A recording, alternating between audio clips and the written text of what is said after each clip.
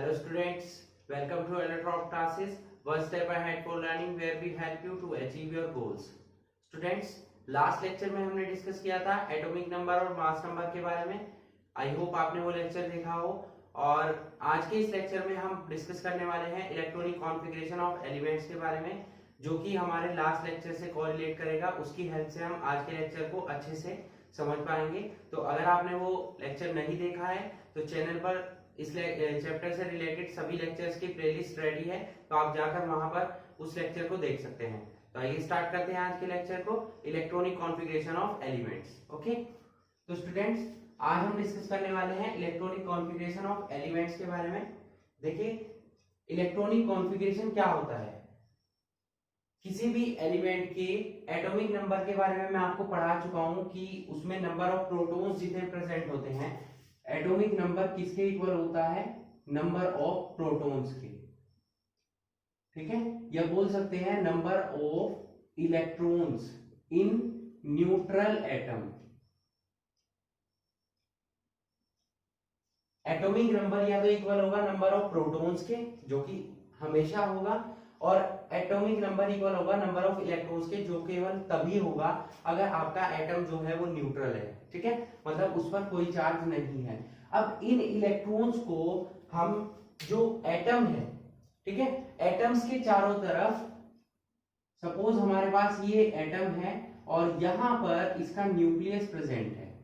ठीक है, ये इसका न्यूक्लियस है और इसके चारों तरफ शेल्स प्रेजेंट होती है. ये मैं आपको पढ़ा चुका हूं कि न्यूक्लियस के चारों तरफ शेल्स बनी रहती हैं इस टाइप से.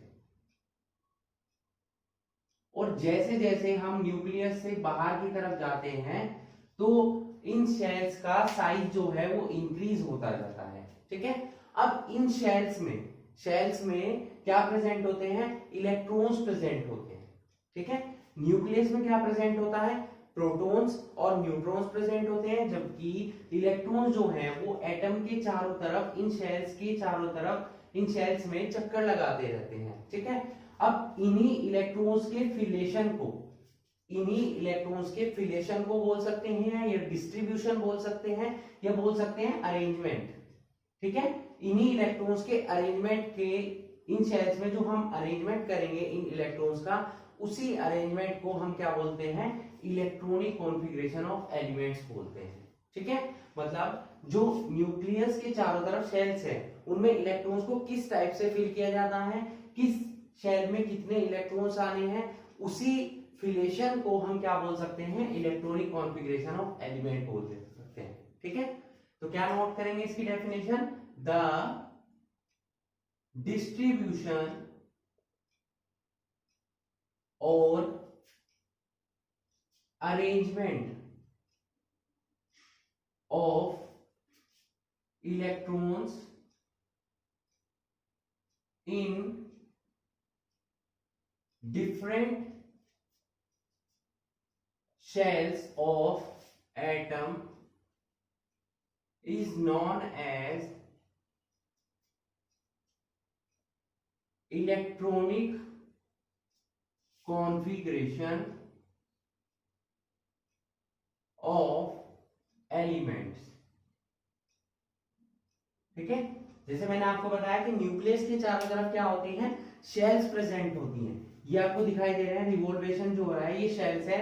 सेंटर में यहाँ पर न्यूक्लियस प्रेजेंट है जिसमें नंबर ऑफ प्रोटॉन्स प्रेजेंट होते हैं और नंबर ऑफ न्यूट्रॉन्स प्रेजेंट होते हैं. यहां से जैसे जैसे बाहर जाएंगे, ये हमारे, मैं यहाँ पर नोट कर देता हूँ, फर्स्ट शेल को हम नोट करते हैं के शेल से, सेकेंड को एम एल से, थर्ड को एन से और फिर एन से. ठीक है, के एल एम एन, इस टाइप से क्या हो गई, हमारी शेल्स हो गई. या बोल सकते हैं ये फर्स्ट शेल है, ये सेकंड शेल है, ये थर्ड है, ये फोर्थ है. ठीक है, इस टाइप से भी आप बोल सकते हैं. तो शेल्स को हम कैपिटल अल्फाबेट से के एल एम एन से डिनोट करेंगे. ठीक है, अब इन्हीं शेल्स में इलेक्ट्रॉन्स का डिस्ट्रीब्यूशन कैसे होना है. देखिए, अरेंजमेंट जो होगा इलेक्ट्रॉन्स का इस टाइप से करना है कि जो एटम है वो स्टेबिलिटी गेन करे, मतलब वो स्टेबल हो, डिसोसिएट ना हो, डिस्ट्रॉय ना हो. ठीक है, तो हमें क्या ध्यान रखना है कि इलेक्ट्रॉन्स का डिस्ट्रीब्यूशन इस टाइप से होना चाहिए कि उसमें स्टेबिलिटी आए. तो मैक्सिमम स्टेबिलिटी कब आएगी? इलेक्ट्रॉन्स का डिस्ट्रीब्यूशन इस टाइप से होना चाहिए कि उसमें मैक्सिमम स्टेबिलिटी हो, मैक्सिमम स्टेबिलिटी उसमें प्रेजेंट होनी चाहिए। और मैक्सिमम स्टेबिलिटी कब होगी? जब उसकी एनर्जी क्या होगी? मिनिमम होगी। जितनी किसी भी एटम की एनर्जी कम होगी, जितनी एनर्जी मिनिमम होगी, उसकी स्टेबिलिटी उतनी ही ज्यादा होगी। ठीक है, तो इलेक्ट्रॉन्स का डिस्ट्रीब्यूशन ही इस टाइप से करना है कि उसकी एनर्जी क्या होनी चाहिए? मिनिमम होनी चाहिए। अब किस तरीके से इलेक्ट्रॉन का डिस्ट्रीब्यूशन करना है, किस शेल में कितने इलेक्ट्रॉन्स आने हैं, हम आगे पढ़ने वाले हैं। ठीक है, इतना क्लियर हुआ आप सभी को? ओके, तो यहां पर जो शेल न्यूक्लियस के जितने पास होगी उसकी एनर्जी उतनी ही मिनिमम होगी। ऐसा क्यों है? क्योंकि एनर्जी डिपेंड करती है शेल की रेडियस पर। ठीक है, और रेडियस क्या है? जितना ज्यादा शेल न्यूक्लियस के क्लोज होगी उसकी रेडियस उतनी ही कम होगी। सपोज ये सर्कल है, जितना छोटा होगा साइज इसका उतना ही उसकी रेडियस कम होगी, जितना ज्यादा साइज बड़ा होगा उतनी रेडियस इंक्रीज होगी। तो यहाँ पर के शेल, जो के शेल है वो न्यूक्लियस के सबसे क्लोजेस्ट है। ठीक है, अब क्लोजेस्ट होने का रीजन है इसकी एटॉमिक रेडियस क्या होगी? बहुत ही मिनिमम होगी, और रेडियस मिनिमम होगी दैट मींस इसकी एनर्जी मिनिमम होगी, और एनर्जी मिनिमम होगी दैट मींस इसकी स्टेबिलिटी क्या होगी? मैक्सिमम होगी। यानी कि सबसे ज्यादा स्टेबिलिटी इलेक्ट्रॉन्स की कहां पर होगी? जो शेल न्यूक्लियस के सबसे ज्यादा पास होगी, और सबसे ज्यादा पास कौन सी शेल है? के शेल है। ठीक है, यहां पर ध्यान देंगे, ये सभी कुछ आपको क्लियर हो जाना चाहिए जो बेसिक्स हैं, तभी आप इलेक्ट्रॉनिक कॉन्फ़िगरेशन किसी भी एलिमेंट का इजीली नोट कर पाएंगे। ठीक है, क्लियर हुआ है ना?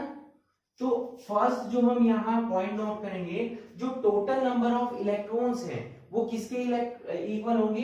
Total number of electrons in neutral atom. Neutral atom में टोटल नंबर ऑफ इलेक्ट्रॉन्स हमेशा किसके इक्वल होंगे? Is equal to number of protons, और we can say that it's atomic number, उसके एटॉमिक नंबर के इक्वल होंगे। क्लियर हुआ इतना? तो नंबर ऑफ इलेक्ट्रॉन्स हमेशा किसके इक्वल होंगे? नंबर ऑफ प्रोटॉन्स के, या बोल सकते हैं एटॉमिक नंबर के। बट एक बात ध्यान रखनी है कि वो एटम कैसा होना चाहिए? न्यूट्रल होना चाहिए, उस पर कोई चार्ज नहीं होना चाहिए, क्योंकि अगर उस पर चार्ज आया, चार्ज दो टाइप के होंगे, पॉजिटिव चार्ज या नेगेटिव चार्ज। पॉजिटिव चार्ज का मतलब क्या हो गया कि उसने इलेक्ट्रॉन को डोनेट किया है, और नेगेटिव चार्ज का मतलब क्या हो गया? उसने इलेक्ट्रॉन को गेन किया है। अब इलेक्ट्रॉन को जब वो डोनेट या गेन करेगा तो उस पर चार्ज डेवलप होगा। ठीक है, और चार्ज डेवलप होगा दैट मींस उस पे नंबर ऑफ इलेक्ट्रॉन्स जो होने चाहिए एक्चुअल में वो नहीं रहेंगे। तो इसीलिए number of electrons neutral atom के हमेशा किसके इक्वल होंगे? नंबर ऑफ प्रोटॉन्स के। ठीक है, या बोल सकते हैं एटॉमिक नंबर के। क्लियर हुआ है ना? आगे चलते हैं।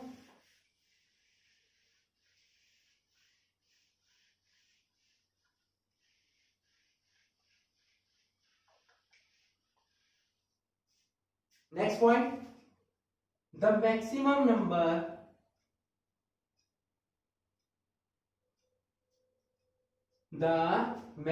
Number of electrons present in nth shell is 2n square। nth shell, nth का मतलब कुछ भी हो सकता है, यहाँ पर n की वैल्यू हम 1 पुट कर सकते हैं, 2 पुट कर सकते हैं, 3 पुट कर सकते हैं। देखिए जो क्लास 9 का सिलेबस है, जो आपकी क्लास का सिलेबस है, उसके अकॉर्डिंग हमें मैक्सिमम 4 शेल्स तक ही पढ़ना है, के एल एम एन। ठीक है, इसीलिए मैंने आपको 4 शेल्स की ही स्ट्रक्चर ड्रॉ कर कर बताई है। ठीक है, तो आपको के एल एम एन शेल तक ही पढ़ना है। दैट मींस आपके लिए n की वैल्यू कितनी होनी चाहिए? 1 2 3 4 के शेल हो गए आपके पास। ठीक है, के एल एम और एन। ठीक है, ये 4 टाइप की शेल्स आपको पढ़नी है।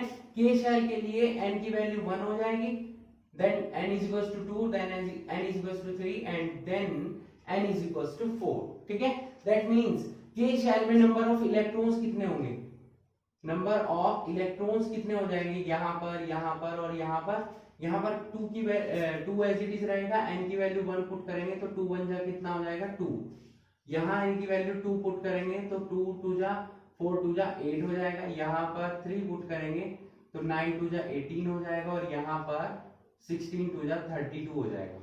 ठीक है, ये मैक्सिमम इलेक्ट्रॉन्स है, क्या है, मैक्सिमम इलेक्ट्रॉन्स इन शेल्स। इससे ज्यादा इलेक्ट्रॉन्स नहीं आ सकते हैं, मतलब के शेल में मैक्सिमम 2 इलेक्ट्रॉन्स रह सकते हैं। एल शेल में 8 इलेक्ट्रॉन्स रह सकते हैं, एम में 18 और एन में कितने रह सकते हैं 32। ये जो रूल दिया था वो किन साइंटिस्ट ने दिया था, बोहर और बरी, इसको बोलते हैं बोहर बरी रूल। बोहर साइंटिस्ट का मॉडल मैं आपको पढ़ा चुका हूं, उन्हीं के एक को साइंटिस्ट थे बरी, उन दोनों ने मिलकर क्या दिया था, ये रूल दिया था that the maximum number of electrons present in n shell is always equals to 2n²। ठीक है, तो ये रूल क्या कहलाता है, बोहर बरी रूल कहलाता है। समझ आया आपको इतना, ठीक है, क्लियर हुआ। तो के शेल में 2 इलेक्ट्रॉन्स आ सकते हैं, एल में 8 आ सकते हैं, then 18 and then 32। Next point पर चलते हैं, पॉइंट नंबर 3। तो पॉइंट नंबर 3 क्या बोलता है, दैट द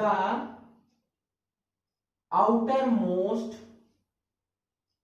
शेल, जो सबसे बाहर की शेल होती है, आउटर मोस्ट शेल किसको बोलते हैं, जो सबसे बाहर की शेल होगी उस एटम के लिए।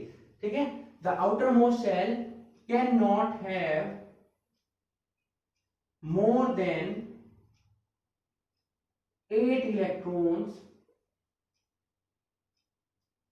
The outermost shell cannot have more than 8 electrons even if first rule is violated.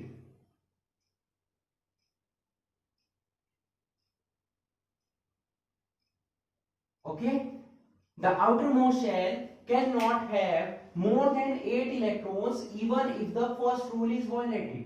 मतलब जो आउटर मोस्ट शेल है उसमें 8 से ज्यादा इलेक्ट्रॉन्स नहीं हो सकते हैं, भले ही फर्स्ट रूल फॉलो कर रहा हो या नहीं कर रहा हो। मीनिंग क्या हुआ कि अगर कोई शेल मैक्सिमम, देखिए के शेल में तो हमेशा 2 ही इलेक्ट्रॉन्स आएंगे, उसके बाद यहां पर 8 इलेक्ट्रॉन्स फिल होंगे। ठीक है, ये दोनों शेल्स फिल होने के बाद आ जाती है बात एम शेल की और एन शेल की। ध्यान देंगे यहां पर जरा कि फर्स्ट के शेल में 2 इलेक्ट्रॉन आएंगे मैक्सिमम, उसके बाद 8 इलेक्ट्रॉन्स आएंगे। ठीक है, लेकिन एम शेल में 18 इलेक्ट्रॉन्स है, मैक्सिमम इलेक्ट्रॉन्स है, और एन शेल में 32 इलेक्ट्रॉन्स है। बट यहां पर क्या होगा कि एम शेल में जब 8 इलेक्ट्रॉन्स फिल हो जाएंगे उससे ज्यादा इलेक्ट्रॉन नहीं आएंगे। कब तक नहीं आएंगे, जब तक एम शेल में 8 इलेक्ट्रॉन आप फिल कर देंगे, जैसे ही यहां पर 8 इलेक्ट्रॉन्स फिल हो जाएंगे तो नई शेल का डेवलपमेंट स्टार्ट हो जाएगा। ठीक है, मतलब कि जैसे ही यहाँ 8 इलेक्ट्रॉन फिल हुए उसके बाद एन शेल बननी स्टार्ट हो जाएगी। जब वो मैक्सिमम स्टेबिलिटी गेन कर लेगी उसके बाद क्या होगा, 8 इलेक्ट्रॉन से आगे बढ़ेगी शेल। ठीक है, जो कि हमारा होगा नेक्स्ट रूल। अभी मैं एग्जांपल की हेल्प से आपको समझाऊंगा। पहले बात कर लेते हैं फोर्थ रूल की। फोर्थ रूल जो मैंने आपको बताया है वो क्या हो जाएगा, electrons do not enter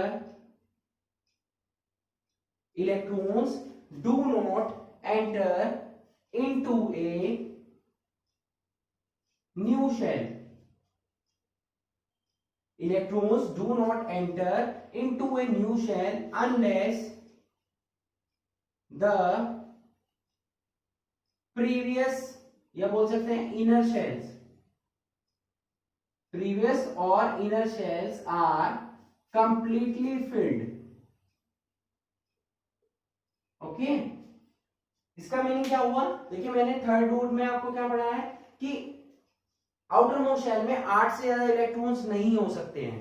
8 electrons जैसे ही कंप्लीटली फिल्ड हो जाएंगे एम शेल में, एन शेल में, तो नेक्स्ट शेल का बनना स्टार्ट हो जाएगा। ठीक है, उसके बाद कब तक वो बनना स्टार्ट होगा, और उसके बाद इलेक्ट्रॉन्स जब तक, भाई यहां पर 8 इलेक्ट्रॉन्स फिल कर चुके हैं हम एम शेल में, बट आपको तो 18 फिल करने हैं। तो क्या होगा कि जैसे ही n शेल बन जाएगी उसमें इलेक्ट्रॉन्स चले जाएंगे, तो जब वो उसकी स्टेबिलिटी मैक्सिमम हो जाएगी तब वो प्रीवियस शेल में भरना स्टार्ट हो जाएंगे वापस से इलेक्ट्रॉन। ठीक है, जो कि मैंने फोर्थ रूल में पढ़ाया कि इलेक्ट्रॉन तब तक नई शेल में नहीं जाएंगे जब तक प्रीवियस यानी कि जो अंदर की शेल्स हैं वो सारी रूल्स के अकॉर्डिंग कंप्लीटली फिल्ड ना हो जाए। ठीक है, जब वो सारी इलेक्ट्रॉन शेल जो है कंप्लीटली फिल्ड हो जाएंगी उसके बाद नई शेल्स का बनना स्टार्ट हो जाएगा।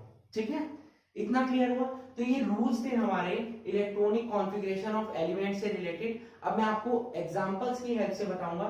देखिए, आपको जो क्लास है 9th क्लास में आपको मैक्सिमम 20 तक आपको क्या आने चाहिए, इलेक्ट्रॉनिक कॉन्फ़िगरेशन नोट करने आने चाहिए। ठीक है, फिर भी मैं आपको 30 तक करा दूंगा।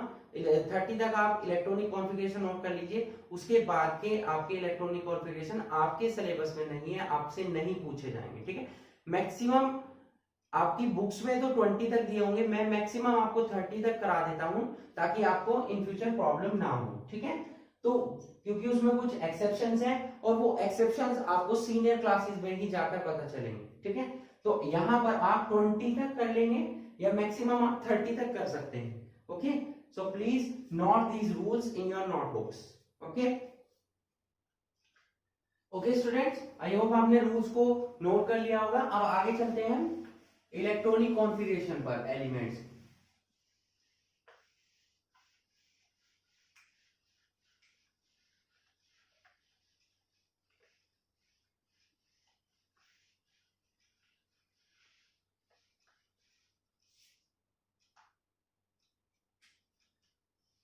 फर्स्ट 20 या 30 एलिमेंट्स का हम डिस्कस करने वाले हैं। जैसे यहां पर hydrogen, helium, lithium, beryllium, boron, carbon, nitrogen, oxygen, fluorine और उसके बाद आ जाएगा नियोन। ठीक है, ये फर्स्ट 10 एलिमेंट्स हो गए। नियोन के बाद आ जाएंगे यहां पर sodium, magnesium, aluminium, silicon, phosphorus, sulphur, chlorine, argon और यहां पोटेशियम और फिर आ जाएगा कैल्शियम। ये तो हो गए स्टूडेंट्स आपके फर्स्ट 20 एलिमेंट्स। ठीक है, उसके बाद 21 में आ जाएगा हमारा scandium, titanium, vanadium, chromium, manganese, iron, cobalt, nickel, copper and zinc. ठीक है, ये यहां पर मैंने फर्स्ट 30 एलिमेंट्स को नोट किया है।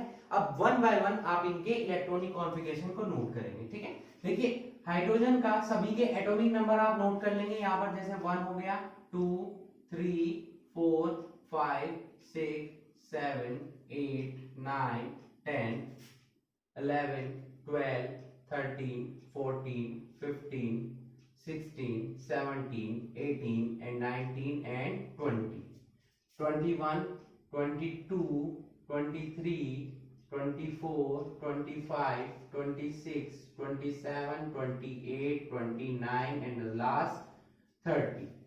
अब इन्हीं इलेक्ट्रॉनिक कॉन्फ़िगरेशन को हमको नोट करना है। सभी के atomic number means number of electrons किसके इक्वल होंगे, नंबर ऑफ प्रोटॉन्स के, या बोल सकते हैं इनके एटॉमिक नंबर के। तो यहाँ पर एटॉमिक नंबर कितना है 1, तो इसमें कितने इलेक्ट्रॉन हो जाएंगे 1।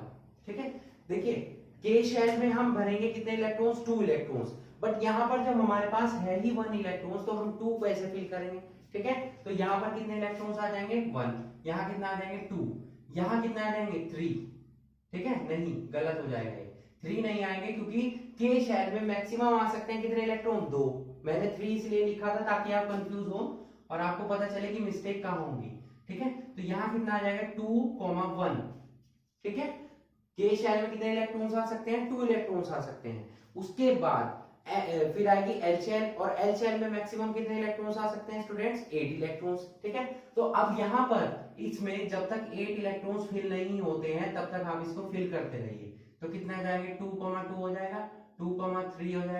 2,4, 2,5, 2,6, 2,7, 2,8। अब देखिए 8 इलेक्ट्रॉन आ चुके हैं, K शेल कंप्लीटली फिल्ड है और L शेल भी कंप्लीटली फिल्ड हो गई है। अब नेक्स्ट शेल कौन सी होगी? M shell. तो यहां से M शेल बनना स्टार्ट हो जाएगी। तो 2,8, अब यहाँ 9 नहीं नोट करेंगे हम, क्यों? क्योंकि L शेल में मैक्सिमम आ ही 8 इलेक्ट्रॉन सकते हैं, ठीक है। तो नेक्स्ट जो इलेक्ट्रॉन है, ये तो 10 इलेक्ट्रॉन्स हो गए, बट यहाँ पर है 11, तो नेक्स्ट इलेक्ट्रॉन जाएगा नेक्स्ट शेल में, ठीक है। अब यहाँ पर जब तक 8 इलेक्ट्रॉन्स नहीं हो जाते तब तक आप फिल करते रहिए। 282, 283, 284, 285, 286, 287, 28 और 8, ठीक है। अब यहां पर ध्यान देंगे अब हम कि यहां पर 8 इलेक्ट्रॉन्स भर चुके हैं। मैंने आपको क्या बताया कि 8 इलेक्ट्रॉन्स फिल होने के बाद नई शेल बनना स्टार्ट हो जाएगी, यानी कि n शेल। तो n शेल बनेगी तो 2,8, फिर आ जाएगा यहां पर 1, फिर आएगा 2,8,8,2। देखिए यहां तक हमने 20 एलिमेंट्स तक नोट कर लिए हैं। आपकी बुक्स में भी 20 एलिमेंट्स के ही इलेक्ट्रॉनिक कॉन्फ़िगरेशन दिए होंगे, क्योंकि 9th के सिलेबस में यहीं तक है, ठीक है। मैं आपको 30 तक इसलिए करा रहा हूं ताकि आपको आगे आने वाली क्लासेस में प्रॉब्लम ना हो। और देखिए यहाँ पर अब क्या होगा, 2 इलेक्ट्रॉन्स आ चुके हैं, K, L, M, N, चारों शेल आ चुके हैं। अब यहाँ पर N में 2 इलेक्ट्रॉन हो गए। अब यहाँ पर जब दो इलेक्ट्रॉन हो जाते हैं तो N शेल की energy is almost equal to the M shell, दोनों की एनर्जी सेम हो जाती है। तो इलेक्ट्रॉन वापस फिर किस में फिल होने स्टार्ट हो जाते हैं? M शेल में, ठीक है। यही एक्सेप्शन है यहाँ पर कि जब इलेक्ट्रॉन 2 हो जाएंगे N शेल में फिल, तो प्रीवियस शेल, क्योंकि M शेल में कितने इलेक्ट्रॉन्स आ सकते हैं? 18 इलेक्ट्रॉन्स। यहाँ पर अभी 8 ही आए हैं। अब यहाँ पर जब तक 18 इलेक्ट्रॉन्स फिल नहीं होंगे तब तक हम अब इलेक्ट्रॉन किस में फिल करेंगे? M शेल में, ठीक है, ध्यान रहेगा। अब यहाँ क्या आएगा, इसका इलेक्ट्रॉनिक कॉन्फ़िगरेशन 2883 नहीं होगा, यहाँ क्या होगा 28, लास्ट में 2 ही आएगा। अब जो एक इलेक्ट्रॉन है वो कहाँ आ जाएगा? इस शेल में, यहाँ आ जाएगा 9, फिर आएगा 28, 10, 2, 28, 11, 2, 28, 12, 2, 28, 13, 2, 28, 14, 2, 28, 15, 2, 28, 16, 2, 28, 17, 2 एंड द लास्ट 28, 18, 2। अब ध्यान दीजिए, अब जो नेक्स्ट नंबर आएगा हमारा 31, उसमें इलेक्ट्रॉन्स कहां फिल होंगे? N शेल में। क्यों? क्योंकि N शेल में तो मैक्सिमम 18 इलेक्ट्रॉन्स आ सकते हैं। ये तीनों शेल कंप्लीटली फिल्ड हो चुकी हैं। अब इनमें से किसी में भी एक्स्ट्रा इलेक्ट्रॉन नहीं आ पाएगा। ये फिल है 2 इलेक्ट्रॉन्स, ये भी फिल है, ये भी फिल है। इसमें आ सकते हैं आप कितने इलेक्ट्रॉन्स? 32। बट फिर वही रूल अप्लाई होगा कि जब 8 इलेक्ट्रॉन्स आ जाएंगे उसके बाद नेक्स्ट शेल बननी स्टार्ट हो जाएगी, ठीक है। तो मैक्सिमम है ये बच्चों, मैक्सिमम है। आपको 30 एलिमेंट्स तक ही क्या करने हैं? इलेक्ट्रॉनिक कॉन्फ़िगरेशन नोट करने हैं और इन्हीं की प्रैक्टिस करनी है। आप इन्हें शेल्स में भी फिल कर सकते हैं। फॉर एग्जांपल मैं आपको फिल करके दिखाऊं कि यहाँ पर सपोज हम फिल कर लेते हैं नियोन का। तो यहाँ पर एक शेल होगी, इसमें कितने इलेक्ट्रॉन आएंगे? 2 इलेक्ट्रॉन। उसके बाद बाहर एक 1, 2, 3, 4, 5, 6, 7, 8, ये तो नियोन का हो गया। अगर एक और शेल बननी स्टार्ट हो जाए इस टाइप से, जैसे हम सोडियम की बात करें तो 2 आ चुके हैं इलेक्ट्रॉन, 8 आ चुके हैं, उसके बाद एक इलेक्ट्रॉन है तो एक और यहाँ फिल कर देंगे।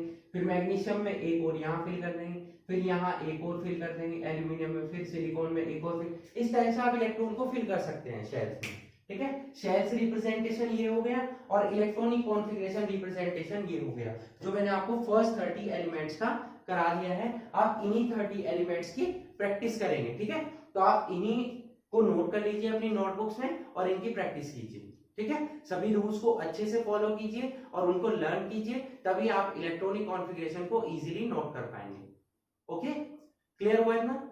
So that's it for today. Hope you enjoyed the video and thanks for watching.